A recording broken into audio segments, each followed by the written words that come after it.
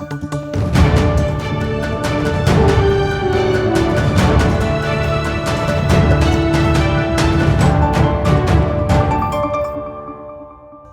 National खबरां च आप सब नूं जी आया आखदे हां। आओ पहलां झात पाउने आ अज दीआं खास खबरां ते। विड्डे संघर्ष नूं होर तिखा करदिआं संयुक्त किसान मोर्चे ने नवीआं रणनीतियां दा कीता ऐलान। पंजाब सरकार औरतां ते होई मेहरबान, 1 अप्रैल तो सरकारी बसां च औरतां लै सकणगीआं मुफ्त सफर दा लाहा। श्रोमणी अकाली दल बादल भी लड़ सकेगी दिल्ली कमेटी दीआं चोणां, हाईकोर्ट ने दित्ती राहत। ममता बैनर्जी ने भाजपा नूं लिया आड़े हत्थी, भाजपा खिलाफ विरोधी धिर दे नेतावां नूं लिखिया पत्र। सिद्धी अदायगी नूं लैके केंद्र ते पंजाब आमो सामने, पंजाब नूं होर समां देण तों कीती कोरी ना। ते हुण खबरां दी तफसील। खेती कानूनां विरुद्ध संघर्ष नूं होर तेज करदिआं संयुक्त किसान मोर्चे ਵੱਲੋਂ 10 अप्रैल नूं 24 घंटे ਲਈ KMP कुंडली मानेसर पलवल एक्सप्रैस वे बंद करन ਅਤੇ मई ਦੇ ਪਹਿਲੇ ਪੰਦਰਵਾੜੇ ਸੰਸਦ ਵੱਲ ਮਾਰਚ ਕਰਨ ਦਾ ਐਲਾਨ ਕਰ ਦਿੱਤਾ ਗਿਆ ਹੈ। ਹਾਲਾਂਕਿ ਇਸ ਦੀ ਤਾਰੀਖ ਨਹੀਂ ਦੱਸੀ ਗਈ, ਪਰ ਕਿਸਾਨ ਆਗੂਆਂ ਦਾ ਆਖਣਾ ਸੀ ਕਿ ਤਾਰੀਖ ਦਾ ਐਲਾਨ ਬਾਅਦ ਵਿੱਚ ਕੀਤਾ ਜਾਵੇਗਾ। ਇਸ ਸੰਬੰਧੀ ਸਿੰਘੂ ਬਾਰਡਰ ਤੇ ਪੱਤਰਕਾਰਾਂ ਨਾਲ ਗੱਲਬਾਤ ਕਰਦੇ ਹੋਏ ਸੰਯੁਕਤ ਕਿਸਾਨ ਮੋਰਚੇ ਦੇ ਆਗੂ ਗੁਰਨਾਮ ਸਿੰਘ ਚੜੂਨੀ, ਪ੍ਰੇਮ ਸਿੰਘ ਭੰਗੂ, ਡਾਕਟਰ ਸਤਨਾਮ ਸਿੰਘ ਅਜਨਾਲਾ ਨੇ ਦੱਸਿਆ ਕਿ FCI ਵੱਲੋਂ ਕਣਕ ਦੀ ਖਰੀਦ ਸਮੇਂ ਕਿਸਾਨਾਂ ਕੋਲੋਂ ਜ਼ਮੀਨਾਂ ਦੀਆਂ ਫਰਦਾਂ ਮੰਗੇ ਜਾਣਾ ਗੈਰ ਸੰਵਿਧਾਨਕ ਕਾਰਾ ਹੈ, ਜਿਸ ਦੇ ਵਿਰੋਧ 'ਚ 5 ਅਪ੍ਰੈਲ ਨੂੰ FCI ਬਚਾਓ ਦਿਵਸ ਮਨਾਇਆ ਜਾਵੇਗਾ, ਜਿਸ ਦੌਰਾਨ FCI ਦੇ ਦੇਸ਼ ਭਰ ਦੇ ਦਫ਼ਤਰਾਂ ਵਿਖੇ ਕਿਸਾਨਾਂ ਵੱਲੋਂ ਧਰਨੇ ਦਿੱਤੇ ਜਾਣਗੇ। उन्होंने आख्या कि 10 अप्रैल ਨੂੰ 24 ਘੰਟੇ ਲਈ KMP ਨੂੰ ਬੰਦ ਕੀਤਾ ਜਾਵੇਗਾ। 13 ਅਪ੍ਰੈਲ ਨੂੰ ਵਿਸਾਖੀ ਦਾ ਦਿਹਾੜਾ ਕਿਸਾਨਾਂ ਵੱਲੋਂ ਦਿੱਲੀ ਦੀਆਂ ਸਰਹੱਦਾਂ ਤੇ ਮਨਾਉਣ ਦਾ ਫੈਸਲਾ ਕੀਤਾ ਗਿਆ ਹੈ। ਇਸ ਉਪਰੰਤ 14 ਅਪ੍ਰੈਲ ਨੂੰ ਡਾਕਟਰ ਭੀਮ ਰਾਓ ਅੰਬੇਡਕਰ ਦੇ ਜਨਮ ਦਿਨ ਨੂੰ ਸੰਵਿਧਾਨ ਬਚਾਓ ਦਿਵਸ ਵਜੋਂ ਮਨਾਇਆ ਜਾਵੇਗਾ, ਜਿਸ ਦੌਰਾਨ ਸਟੇਜਾਂ ਬਹੁਜਨ ਸਮਾਜ ਦੇ ਲੋਕਾਂ ਵੱਲੋਂ ਚਲਾਈਆਂ ਜਾਣਗੀਆਂ। ਉਹਨਾਂ ਦੱਸਿਆ ਕਿ 1 ਮਈ ਨੂੰ ਮਜ਼ਦੂਰ ਦਿਵਸ ਦਿੱਲੀ ਮੋਰਚਿਆਂ ਤੇ ਮਨਾਇਆ ਜਾਵੇਗਾ, ਜਿਸ ਦੌਰਾਨ ਮੋਰਚਿਆਂ ਦੀ ਅਗਵਾਈ ਮਜ਼ਦੂਰ ਅਤੇ ਹੋਰ ਆਗੂ ਕਰਨਗੇ। इस दौरान किसान आगुआं ने एक बार फिर मुड़ दोहराया कि किसान संघर्ष खेती कानूनों को रद्द करवाउण अते MSP लागू करवाउण तक जारी रहेगा। 14 अप्रैल को हम सेव कॉन्स्टिट्यूशन, संविधान को बचाओ, ये दिवस बड़ी जोर से मनाएंगे। उसका कारण ये है कि संविधान को और जमहूरियत को, जैसे आपको पता है, बहुत ज़्यादा खतरा है सरकार से। चाहे हमारे प्रेम्बल में जो कॉन्स्टिट्यूशन का है उसमें सेकुलर और डेमोक्रेटिक लिखा है, पर ना ये सेकुलर है और ना ये डेमोक्रेटिक है।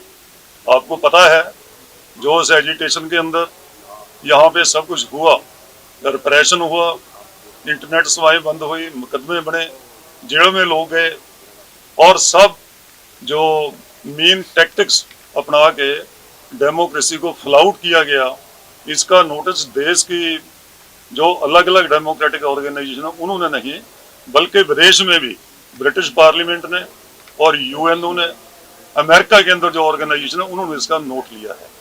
सेकुलरिज्म का हाल तो पता है कि सरकार माइनॉरिटीज को बिल्कुल टॉलरेट करने वाली नहीं है। 370 इसकी पूरी मिसाल है। इसलिए हम इस दिवस को डॉक्टर अम्बेडकर जो आर्किटेक्चर हैं हमारे कॉन्स्टिट्यूशन के, उनको याद करते हुए कि संविधान को, कॉन्स्टिट्यूशन को बचाओ, अगर बचेगा तो डेमोक्रेसी राखी होगी। तो एक जो बड़ा प्रोग्राम लिया गया है वो है कि अगले महीने के मई के पहले पखवाड़े में दिल्ली कूच का, संसद कूच का प्रोग्राम बनाया गया और उस संसद कूच में हमारे पूरे देश से लोग शामिल होंगे। उसमें महिलाएं भी होंगी, उसमें हमारे बेरोजगार भाई भी होंगे, मजदूर भाई भी होंगे और भी जितने इस आंदोलन में सहयोग कर रहे हैं वो सभी साथ में होंगे। और यहाँ तक बॉर्डर तक जो है वो सब अपने अपने सवारी में आएंगे और बॉर्डर से संसद तक आगे पैदल जाया जाए। पंजाब विच विधान सभा चोणां सिर ते ने ते सारियां सियासी पार्टियां इस वेले पब्बां भार ने। हर पार्टी नूं सत्ता चाउण दी भुख सता रही है। राजसी आगू अपने कद नालों उच्चे वादे कर रहे ने। अकाली दल, आम आदमी पार्टी, कांग्रेस तो बाद हुण 2022 दीयां चोणां 'च अपने हथ अजमाउण नूं तत्पर बैठे ने। ਅਕਾਲੀ ਦਲ ਬਾਦਲ ਤੋਂ ਬਾਅਦ ਹੁਣ ਆਮ ਆਦਮੀ ਪਾਰਟੀ ਨੇ ਆਪਣਾ ਚੋਣ ਪ੍ਰਚਾਰ ਸ਼ੁਰੂ ਕਰ ਦਿੱਤਾ ਹੈ। ਆਉਣ ਵਾਲੀਆਂ ਚੋਣਾਂ ਵਿੱਚ ਮਹਿੰਗੀ ਬਿਜਲੀ ਨੂੰ ਵੱਡਾ ਮੁੱਦਾ ਬਣਾਉਣ ਲਈ ਆਮ ਆਦਮੀ ਪਾਰਟੀ ਨੇ ਬਿਜਲੀ ਅੰਦੋਲਨ ਦਾ ਐਲਾਨ ਕਰ ਦਿੱਤਾ ਹੈ। ਆਪ ਪ੍ਰਧਾਨ ਭਗਵੰਤ ਮਾਨ ਨੇ ਐਲਾਨ ਕੀਤਾ ਹੈ ਕਿ ਉਹਨਾਂ ਦੀ ਪਾਰਟੀ 7 ਅਪ੍ਰੈਲ ਤੋਂ ਪੰਜਾਬ ਵਿੱਚ ਜਨ ਅੰਦੋਲਨ ਸ਼ੁਰੂ ਕਰ ਦੇਵੇਗੀ। ਉਹਨਾਂ ਆਖਿਆ ਕਿ ਪੰਜਾਬ ਵਿੱਚ ਲੋਕਾਂ ਦੇ ਬਿਜਲੀ ਬਿੱਲ ਮਾਫ ਹੋਣੇ ਚਾਹੀਦੇ ਨੇ। ਉਹਨਾਂ ਨੇ ਬਿਜਲੀ ਬਿੱਲ ਫੂਕ ਕੇ ਵਿਰੋਧ ਪ੍ਰਦਰਸ਼ਨ ਵੀ ਕੀਤਾ। ਆਪ ਨੇ ਸੂਬਾ ਸਰਕਾਰ ਨੂੰ ਇਸ ਮੁੱਦੇ ਤੇ ਦਿੱਲੀ ਸਰਕਾਰ ਦੇ ਮਾਡਲ ਨੂੰ ਲਾਗੂ ਕਰਨ ਦੀ ਸਲਾਹ ਵੀ ਦਿੱਤੀ ਹੈ। ਇਸ ਤੋਂ ਇਲਾਵਾ ਕਿਸਾਨਾਂ ਨੂੰ ਫਸਲਾਂ ਦੀ ਸਿੱਧੀ ਅਦਾਇਗੀ ਦੇ ਬਾਰੇ ਭਗਵੰਤ ਮਾਨ ਨੇ ਆਖਿਆ ਕਿ ਉਹ ਲੋਕ ਸਭਾ ਵਿੱਚ ਵੀ ਇਸ ਬਾਰੇ ਬੋਲ ਚੁੱਕੇ ਨੇ ਕਿ ਕਿਸਾਨਾਂ ਤੇ ਆੜ੍ਹਤੀਆਂ ਦਾ 9 ਮਾਸ ਦਾ ਰਿਸ਼ਤਾ ਹੈ ਜੋ ਕਿ ਟੁੱਟਣਾ ਨਹੀਂ ਚਾਹੀਦਾ। ਕੋਈ ਕੈਪਟਨ ਸਰਕਾਰ ਦੀ ਪੋਲ ਖੋਲ ਰਿਹਾ ਹੈ ਤੇ ਕੋਈ ਜਵਾਬ ਮੰਗ ਰਿਹਾ ਹੈ। ਇਹਨਾਂ ਦੇ ਇਹ ਹੱਥਕੰਡੇ ਸੂਬੇ ਦੀ ਜਨਤਾ ਨੂੰ ਕਿੰਨਾ ਪ੍ਰਭਾਵਿਤ ਕਰ ਪਾਉਣਗੇ, ਇਹ ਦੇਖਣ ਵਾਲੀ ਗੱਲ ਹੋਵੇਗੀ। ਅੱਜ ਅਸੀਂ ਚੈਲੰਜ ਕਰਦੇ ਹਾਂ ਤੁਹਾਡੇ ਮੂਹਰੇ, ਤੁਹਾਡੇ ਰਾਹੀਂ, ਕਿ ਦਿੱਲੀ ਦੇ ਵਿੱਚ ਅਰਵਿੰਦ ਕੇਜਰੀਵਾਲ ਦੀ ਸਰਕਾਰ, ਜੇ ਦਿੱਲੀ ਦੇ ਵਿੱਚ ਕੇਜਰੀਵਾਲ ਬਿਜਲੀ ਮੁਫਤ ਦੇ ਸਕਦਾ ਹੈ ਤਾਂ ਪੰਜਾਬ 'ਚ ਕਿਉਂ ਨਹੀਂ ਹੋ ਸਕਦਾ? ਜਦ ਕਿ ਦਿੱਲੀ ਬਿਜਲੀ ਖਰੀਦ ਰਿਹਾ ਤੇ ਪੰਜਾਬ ਬਿਜਲੀ ਪੈਦਾ ਕਰ ਰਿਹਾ, ਤੇ ਫਿਰ ਵੀ ਸਾਡੇ ਲੋਕਾਂ ਨੂੰ ਲੱਖ ਲੱਖ, ਸਵਾ ਲੱਖ, 55,000, 60,000, 70,000 ਇਸ ਤਰ੍ਹਾਂ ਦੇ ਬਿੱਲ ਕਿਉਂ ਆ ਰਹੇ ਨੇ? ਕਿਉਂਕਿ ਕੈਪਟਨ ਸਾਹਿਬ ਜਿਹੜੇ ਨੇ ਉਹ ਖੁਦ ਤਾਂ 4 ਸਾਲ ਹੋ ਗਏ ਮਹਿਲਾਂ 'ਚੋਂ ਨਿਕਲੇ ਨਹੀਂ, ਤੇ ਮਹਿਕਮਾ ਉਹਨਾਂ ਦੇ ਅੰਡਰ ਆਉਂਦਾ ਹੈ। ਅਸੀਂ ਅਗਲੇ ਹਫਤੇ ਤੋਂ ਇੱਕ ਜਨ ਅੰਦੋਲਨ ਸ਼ੁਰੂ ਕਰਾਂਗੇ। ਸਾਡੇ ਵਲੰਟੀਅਰ ਵਰਕਰ ਪਿੰਡਾਂ, ਸ਼ਹਿਰਾਂ, ਕਸਬਿਆਂ 'ਚ ਘਰ ਘਰ ਜਾਣਗੇ ਤੇ ਬਿਜਲੀ ਦੇ ਬਿੱਲਾਂ ਬਾਰੇ ਪਤਾ ਕਰਨਗੇ। ਤੇ ਜਿੱਥੇ ਵੀ ਬਿਜਲੀ ਦੇ ਬਹੁਤ ਹੀ ਜ਼ਿਆਦਾ, ਜਿਵੇਂ ਆ 98,000 ਆ, ਤੇ ਇਸ ਤੋਂ ਪਹਿਲਾਂ ਵਾਲਾ ਬਿੱਲ ਇਸੇ ਬੰਦੇ ਦਾ 1,23,000 ਦਾ ਹੈ, ਤੇ 2 ਬੱਲਬ, 2 ਪੱਖੇ ਤੇ ਲੱਖਾਂ 'ਚ ਬਿੱਲ। ਤਾਂ ਇਹੋ ਜਿਹੇ ਬਿੱਲ ਜਿਹੜੇ ਨੇ ਉਹ ਅਸੀਂ, ਸਾਡੇ ਵਰਕਰ ਵਲੰਟੀਅਰ ਜਾਣਗੇ ਪਿੰਡਾਂ ਪਿੰਡਾਂ 'ਚ, ਅਸੀਂ ਇਹਨਾਂ ਬਿੱਲਾਂ ਨੂੰ ਅੱਗ ਲਾਵਾਂਗੇ, ਅਸੀਂ ਇਹਨਾਂ ਬਿੱਲਾਂ ਨੂੰ ਜਲਾਵਾਂਗੇ। ਕਿਉਂਕਿ ਜੇ ਇਹ ਸ਼ਰੇਆਮ ਲੁੱਟ ਹੈ, ਪੰਜਾਬ ਦੇ ਕੁਦਰਤੀ ਸਰੋਤਾਂ ਦੀ ਲੁੱਟ ਹੈ। ਤਿੰਨੇ ਜਿਹੜੇ ਸਾਡੇ ਥਰਮਲ ਪਲਾਂਟ ਨੇ ਪ੍ਰਾਈਵੇਟ, ਉਹਨਾਂ ਨਾਲ ਐਸੇ ਐਗਰੀਮੈਂਟ ਕੀਤੇ ਹੋਏ ਨੇ, ਜੇ ਬਿਜਲੀ ਨਹੀਂ ਵੀ ਉਹਨਾਂ ਤੋਂ ਖਰੀਦੋਗੇ ਤਾਂ ਵੀ ਪੈਸੇ ਦੇਣੇ ਪੈਣਗੇ। 5400 ਕਰੋੜ ਰੁਪਈਆ ਪੰਜਾਬ ਸਰਕਾਰ ਨੇ ਦਿੱਤਾ ਹੈ ਬਿਨਾਂ ਬਿਜਲੀ ਖਰੀਦੇ, ਤੇ ਕਿਸਾਨਾਂ ਦਾ ਕਰਜ਼ਾ ਨਹੀਂ ਮਾਫ ਹੋ ਸਕਦਾ। ਹਾਂ, ਬਿਨਾਂ ਬਿਜਲੀ ਖਰੀਦੇ ਇੱਕ ਥਰਮਲ ਪਲਾਂਟਾਂ ਨੂੰ ਪੈਸੇ ਦਿੱਤੇ ਜਾ ਸਕਦੇ। ਕੈਪਟਨ ਸਰਕਾਰ ਦੇ ਕਾਰਜਕਾਲ ਦਾ ਇਹ ਆਖਰੀ ਵਰ੍ਹਾ ਹੈ ਤੇ ਸੂਬਾ ਸਰਕਾਰ ਫਿਰ ਤੋਂ ਸੱਤਾ ਚਾਉਣ ਲਈ ਤਤਪਰ ਹੈ, ਜਿਸ ਤਹਿਤ ਮੁੱਖ ਮੰਤਰੀ ਨੇ ਪਿਛਲੇ ਦਿਨੀ ਸੂਬੇ ਦੀਆਂ ਸਰਕਾਰੀ ਬੱਸਾਂ 'ਚ ਔਰਤਾਂ ਦੇ ਮੁਫਤ ਸਫ਼ਰ ਕਰਨ ਦੀ ਗੱਲ ਵੀ ਆਖੀ ਸੀ ਅਤੇ ਪੰਜਾਬ ਮੰਤਰੀ ਮੰਡਲ ਦੀ ਮੀਟਿੰਗ ਵਿੱਚ ਇਸ ਸਹੂਲਤ ਦੀ ਮਨਜ਼ੂਰੀ ਤੇ ਮੋਹਰ ਲਗਾ ਦਿੱਤੀ ਗਈ ਹੈ, ਜਿਸ ਤਹਿਤ 1 ਅਪ੍ਰੈਲ ਤੋਂ ਔਰਤਾਂ ਸਰਕਾਰੀ ਬੱਸਾਂ ਵਿੱਚ ਫ੍ਰੀ ਸਫ਼ਰ ਕਰ ਪਾਉਣਗੀਆਂ। ਫਿਰ ਉਹ ਚਾਹੇ ਕਿਸੇ ਵੀ ਉਮਰ ਵਰਗ, ਆਮਦਨ ਮਾਪਦੰਡ ਦੇ ਦਾਇਰੇ ਵਿੱਚ ਆਉਂਦੀਆਂ ਹੋਣ। ਦੱਸਣਯੋਗ ਹੈ ਕਿ 5 ਮਾਰਚ ਨੂੰ ਵਿਧਾਨ ਸਭਾ ਵਿੱਚ ਮੁੱਖ ਮੰਤਰੀ ਨੇ ਔਰਤਾਂ ਨੂੰ ਮੁਫਤ ਸਫ਼ਰ ਦੇਣ ਦੀ ਸਹੂਲਤ ਦੀ ਗੱਲ ਆਖੀ ਸੀ। ਇਸ ਸਕੀਮ ਤਹਿਤ ਔਰਤਾਂ PRTC ਯਾਨੀ ਕਿ PEPSU road transport corporation, Punjab roadways ਅਤੇ ਸਥਾਨਕ ਸਰਕਾਰਾਂ ਵੱਲੋਂ ਦਿੱਤੀਆਂ ਜਾਂਦੀਆਂ ਸਿਟੀ ਬੱਸ ਸੇਵਾਵਾਂ ਤਹਿਤ ਮੁਫਤ ਸਫ਼ਰ ਕਰਨ ਦਾ ਲਾਹਾ ਲੈ ਸਕਦੀਆਂ ਨੇ, ਜਦਕਿ ਇਹ ਸਕੀਮ ਸਰਕਾਰੀ AC ਬੱਸਾਂ, ਵੋਲਵੋ ਬੱਸਾਂ ਅਤੇ HVAC ਬੱਸਾਂ ਵਿੱਚ ਲਾਗੂ ਨਹੀਂ ਹੋਵੇਗੀ। ਸਫ਼ਰ ਦੌਰਾਨ ਪੰਜਾਬ ਦੀ ਰਿਹਾਇਸ਼ ਦੇ ਸਬੂਤ ਵਜੋਂ ਆਧਾਰ ਕਾਰਡ, ਵੋਟਰ ਕਾਰਡ ਜਾਂ ਕੋਈ ਦਸਤਾਵੇਜ਼ ਲੋੜੀਂਦਾ ਹੋਵੇਗਾ। ਇਸ ਸਕੀਮ ਦਾ ਫਾਇਦਾ ਸੂਬੇ ਵਿੱਚ 1.31 ਕਰੋੜ ਔਰਤਾਂ ਤੇ ਲੜਕੀਆਂ ਨੂੰ ਹੋਵੇਗਾ। ਜਨਗਣਨਾ 2011 ਅਨੁਸਾਰ ਪੰਜਾਬ ਵਿੱਚ ਕੁੱਲ ਵਸੋਂ 2.77 ਕਰੋੜ ਹੈ, ਜਿਸ ਵਿੱਚ 1,46,39,465 ਪੁਰਸ਼ ਨੇ ਅਤੇ 1,31,03,873 ਮਹਿਲਾਵਾਂ ਨੇ। ਇਹ ਸਕੀਮ ਜਿੱਥੇ ਔਰਤਾਂ ਨੂੰ ਸਰਕਾਰੀ ਟਰਾਂਸਪੋਰਟ ਦੀ ਵਰਤੋਂ ਕਰਨ ਲਈ ਉਤਸ਼ਾਹਿਤ ਕਰੇਗੀ, ਉੱਥੇ ਹੀ ਸੜਕ ਉੱਤੇ ਚੱਲਣ ਵਾਲੇ ਨਿੱਜੀ ਵਾਹਨਾਂ ਦੀ ਗਿਣਤੀ ਵਿੱਚ ਸੁਭਾਵਿਕ ਤੌਰ ਤੇ ਕਮੀ ਆਵੇਗੀ, ਜਿਸ ਨਾਲ ਪ੍ਰਦੂਸ਼ਣ, ਹਾਦਸਿਆਂ ਅਤੇ ਵਾਹਨਾਂ ਦੀ ਭੀੜ ਵਿੱਚ ਗਿਰਾਵਟ ਆਵੇਗੀ।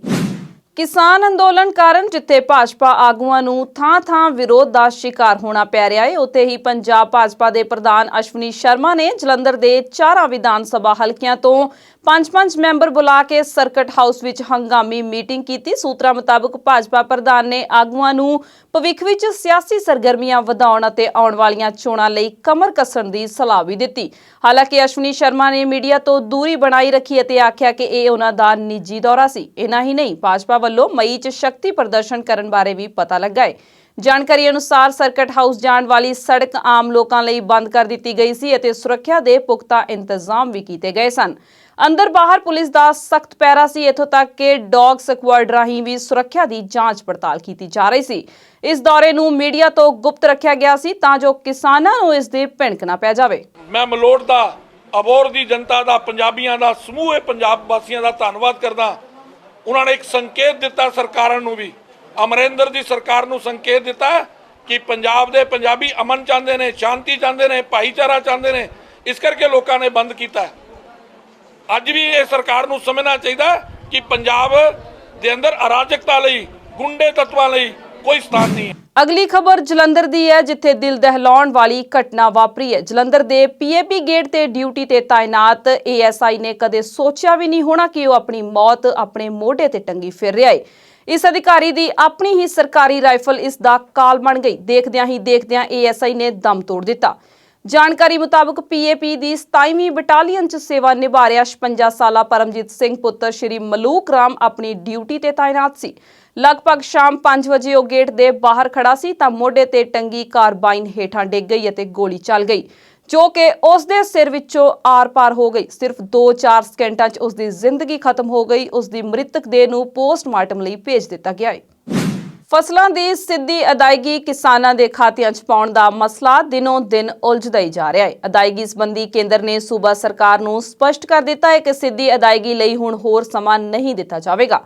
ਮੁੱਖ ਮੰਤਰੀ ਕੈਪਟਨ ਅਮਰਿੰਦਰ ਸਿੰਘ ਨੇ ਫਸਲਾਂ ਦੀ ਅਦਾਇਗੀ ਸੰਬੰਧੀ ਚੱਲ ਰਹੀ ਮੌਜੂਦਾ ਪ੍ਰਣਾਲੀ ਲਈ 1 ਸਾਲ ਦਾ ਸਮਾਂ ਮੰਗਿਆ ਸੀ, ਪਰ ਕੇਂਦਰੀ ਖੁਰਾਕ ਮੰਤਰੀ ਪਿਊਸ਼ ਗੋਇਲ ਨੇ ਮੁੱਖ ਮੰਤਰੀ ਦੀ ਮੰਗ ਇਹ ਕਹਿ ਕੇ ਠੁਕਰਾ ਦਿੱਤੀ ਕਿ ਉਹ ਪਹਿਲਾਂ ਹੀ ਪੰਜਾਬ ਨੂੰ ਬਹੁਤ ਸਮਾਂ ਦੇ ਚੁੱਕੇ ਨੇ ਅਤੇ ਹੁਣ ਹੋਰ ਰਿਆਇਤ ਨਹੀਂ ਦਿੱਤੀ ਜਾਵੇਗੀ। ਸੂਬਾ ਸਰਕਾਰ ਨੇ ਕਣਕ ਦੀ ਖਰੀਦ 10 ਅਪ੍ਰੈਲ ਤੋਂ ਸ਼ੁਰੂ ਕਰਨ ਦਾ ਫੈਸਲਾ ਕੀਤਾ ਹੈ, ਸੋ ਇੰਨੇ ਘੱਟ ਸਮੇਂ 'ਚ ਕਿਸਾਨਾਂ ਦੀਆਂ ਜ਼ਮੀਨਾਂ ਦੀਆਂ ਫਰਦਾਂ ਨੂੰ ਪੋਰਟਲ ਤੇ ਅਪਲੋਡ ਕਰਨਾ ਸੰਭਵ ਨਹੀਂ ਹੈ। ਸੂਬਾ ਸਰਕਾਰ ਨੇ ਫਸਲਾਂ ਦੀ ਅਦਾਇਗੀ ਸੰਬੰਧੀ ਇਹ ਆਖ ਕੇ ਕੇਂਦਰ ਸਰਕਾਰ ਤੋਂ ਹੋਰ ਸਮਾਂ ਮੰਗਿਆ ਸੀ ਕਿ ਸੂਬੇ 'ਚ ਜ਼ਿਆਦਾਤਰ ਕਾਸ਼ਤਕਾਰ ਠੇਕੇ ਤੇ ਜ਼ਮੀਨਾਂ ਲੈ ਕੇ ਖੇਤੀ ਕਰਦੇ ਨੇ, ਪਰ ਕੇਂਦਰੀ ਮੰਤਰੀ ਨੇ ਸੂਬਾ ਸਰਕਾਰ ਨੂੰ ਸਲਾਹ ਦਿੱਤੀ ਕਿ ਉਹ ਹਰਿਆਣੇ ਵਾਲਾ ਸੌਫਟਵੇਅਰ ਲਾਗੂ ਕਰ ਸਕਦੀ ਹੈ, ਜਿੱਥੇ ਕਿ ਫਸਲਾਂ ਦੀ ਅਦਾਇਗੀ ਸਿੱਧੀ ਕਿਸਾਨਾਂ ਦੇ ਖਾਤਿਆਂ 'ਚ ਕੀਤੀ ਜਾ ਰਹੀ ਹੈ। ਦੂਜੇ ਪਾਸੇ ਹਰਿਆਣਾ ਦੇ ਮੁੱਖ ਮੰਤਰੀ ਮਨੋਹਰ ਲਾਲ ਖੱਟਰ ਨੇ ਆਪਣੇ ਬਿਆਨ ਰਾਹੀਂ ਦੱਸਿਆ ਕਿ ਹਰਿਆਣਾ 'ਚ ਕਣਕ ਦੀ ਖਰੀਦ 1 ਅਪ੍ਰੈਲ ਤੋਂ ਸ਼ੁਰੂ ਕਰਨ ਦੇ ਸਾਰੇ ਪ੍ਰਬੰਧ ਮੁਕੰਮਲ ਕਰ ਲਏ ਗਏ ਨੇ, ਜਿਸ ਦੀ ਅਦਾਇਗੀ ਸਿੱਧੀ ਕਿਸਾਨਾਂ ਦੇ ਖਾਤਿਆਂ 'ਚ ਪਾਈ ਜਾਵੇਗੀ। ਉਹਨਾਂ ਹੈਰਾਨੀਜਨਕ ਬਿਆਨ ਇਹ ਵੀ ਦਿੱਤਾ ਕਿ ਸੂਬਾ ਸਰਕਾਰ ਫਸਲ ਦੀ ਸਾਰੀ ਅਦਾਇਗੀ ਕਿਸਾਨਾਂ ਦੇ ਖਾਤਿਆਂ 'ਚ ਪਾਵੇਗੀ, ਜਿਸ 'ਚੋਂ ਕਿਸਾਨ ਖੁਦ ਮਜ਼ਦੂਰੀ ਅਤੇ ਆੜਤ ਦੀ ਅਦਾਇਗੀ ਮਜ਼ਦੂਰਾਂ ਤੇ ਆੜਤੀਆਂ ਨੂੰ ਦੇਣਗੇ।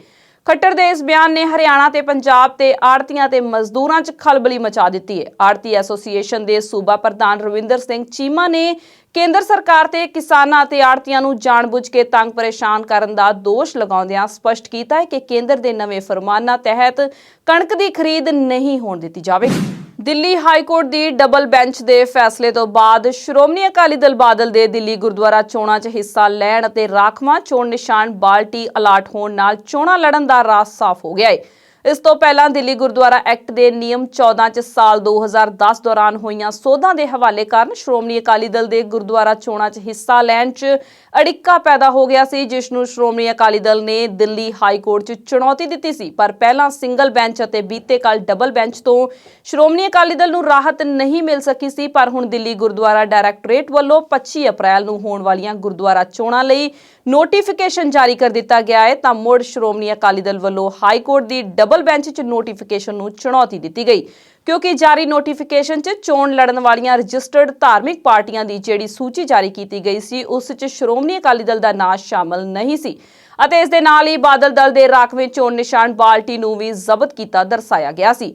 ਬਹਿਸ ਤੋਂ ਬਾਅਦ ਦਿੱਲੀ ਹਾਈ ਕੋਰਟ ਦੇ ਜਸਟਿਸ ਵਿਪਿਨ ਸਾਂਗੀ ਅਤੇ ਰੇਖਾ ਪੱਲੀ ਦੀ ਬੈਂਚ ਨੇ ਗੁਰਦੁਆਰਾ ਡਾਇਰੈਕਟੋਰੇਟ ਨੂੰ ਸ਼੍ਰੋਮਣੀ ਅਕਾਲੀ ਦਲ ਨੂੰ ਰਾਖਵਾਂ ਚੋਣ ਨਿਸ਼ਾਨ ਅਲਾਟ ਕਰਨ ਦੇ ਹੁਕਮ ਦਿੱਤੇ ਹਨ। ਅਦਾਲਤ ਨੇ ਆਖਿਆ ਕਿ ਚੋਣਾਂ ਤੋਂ ਬਿਲਕੁਲ ਐਨ ਪਹਿਲਾਂ ਚੁੱਕੇ ਗਏ ਅਜਿਹੇ ਕਦਮ ਅਸਿੱਧੇ ਰੂਪ 'ਚ ਸਿਆਸੀ ਮਕਸਦ ਨਾਲ ਜੁੜੇ ਹੋਏ ਪ੍ਰਤੀਤ ਹੁੰਦੇ ਨੇ। ਇਸ ਦੇ ਨਾਲ ਹੀ ਅਦਾਲਤ ਨੇ ਇਹ ਵੀ ਆਖਿਆ ਕਿ ਜਿਸ ਨਿਯਮ 14 ਵਿੱਚ 2010 ਦੌਰਾਨ ਸੋਧ ਕੀਤੀ ਗਈ ਸੀ ਤਾਂ ਉਸ ਤੋਂ ਬਾਅਦ 2013 ਅਤੇ 2017 ਦੌਰਾਨ ਹੋਈਆਂ ਚੋਣਾਂ 'ਚ ਸ਼੍ਰੋਮਣੀ ਅਕਾਲੀ ਦਲ ਨੇ ਹਿੱਸਾ ਲਿਆ ਸੀ, ਤਾਂ ਫਿਰ ਹੁਣ ਚੋਣਾਂ ਤੋਂ ਐਨ ਮੌਕੇ ਪਹਿਲਾਂ ਕਿਉਂ ਰੋਕਿਆ ਜਾ ਰਿਹਾ ਹੈ।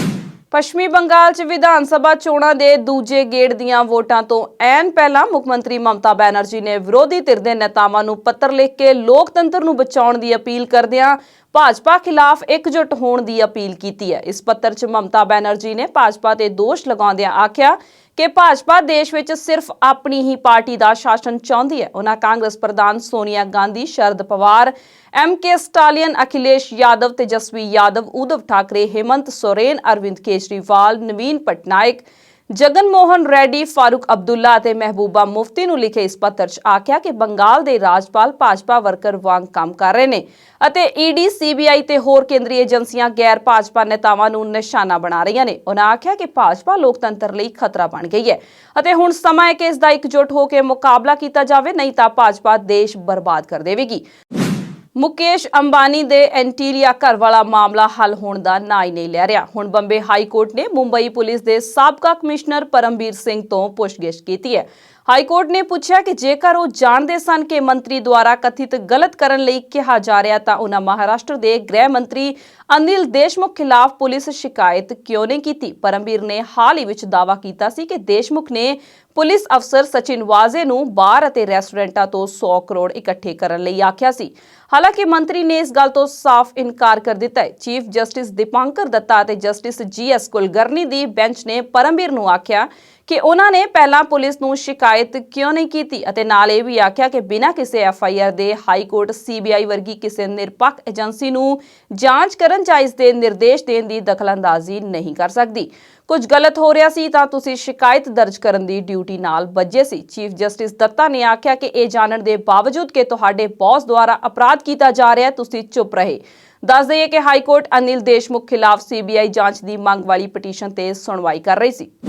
ਕੇਂਦਰ ਸਰਕਾਰ 4 ਨਵੇਂ ਲੇਬਰ ਕੋਡਸ ਨੂੰ ਅਗਲੇ ਵਿੱਤੀ ਸਾਲ ਯਾਨੀ ਕਿ 1 ਅਪ੍ਰੈਲ ਤੋਂ ਲਾਗੂ ਨਹੀਂ ਕਰ ਰਹੀ। ਸੂਬੇ ਅਜੇ ਇਹਨਾਂ ਕੋਡਸ ਨਾਲ ਸੰਬੰਧਿਤ ਨਿਯਮਾਂ ਨੂੰ ਅੰਤਿਮ ਰੂਪ ਦੇ ਰਹੇ ਨੇ। ਇਸ ਦਾ ਮਤਲਬ ਹੈ ਕਿ ਅਗਲੇ ਮਹੀਨੇ ਤੋਂ ਨਿੱਜੀ ਮੁਲਾਜ਼ਮਾਂ ਦੀ ਟੇਕ ਹੋਮ ਸੈਲਰੀ ਅਤੇ PF ਯੋਗਦਾਨ 'ਚ ਕੋਈ ਬਦਲਾਅ ਨਹੀਂ ਆਵੇਗਾ। ਜਦੋਂ ਇਹ ਲੇਬਰ ਕੋਡ ਲਾਗੂ ਹੋ ਜਾਵੇਗਾ ਉਸ ਤੋਂ ਬਾਅਦ ਹੀ ਮੁਲਾਜ਼ਮਾਂ ਦੀ ਬੇਸਿਕ ਤਨਖਾਹ ਅਤੇ PF 'ਚ ਮਹੱਤਵਪੂਰਨ ਬਦਲਾਅ ਹੋਵੇਗਾ।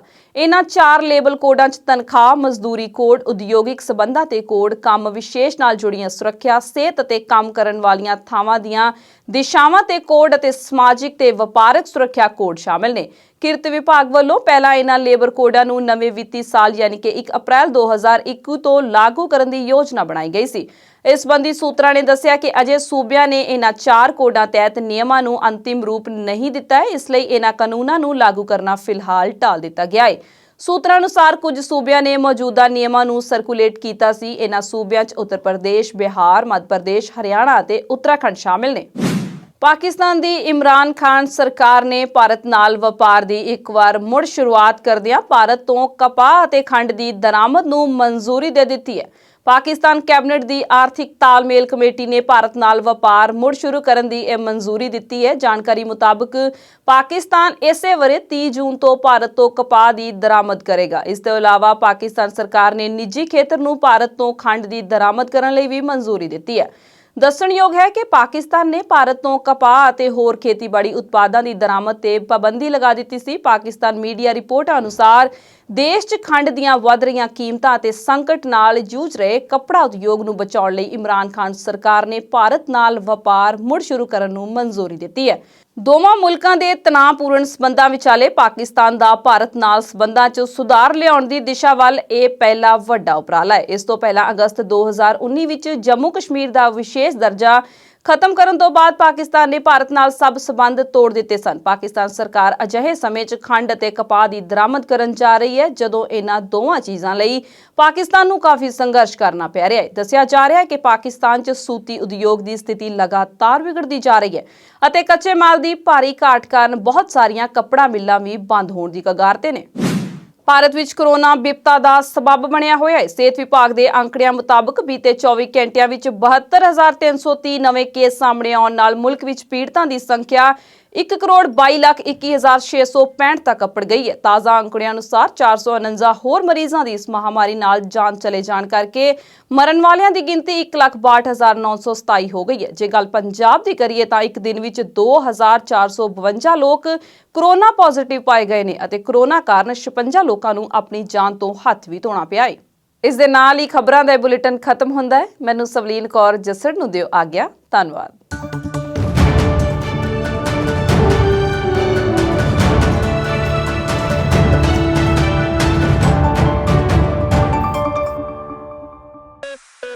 है।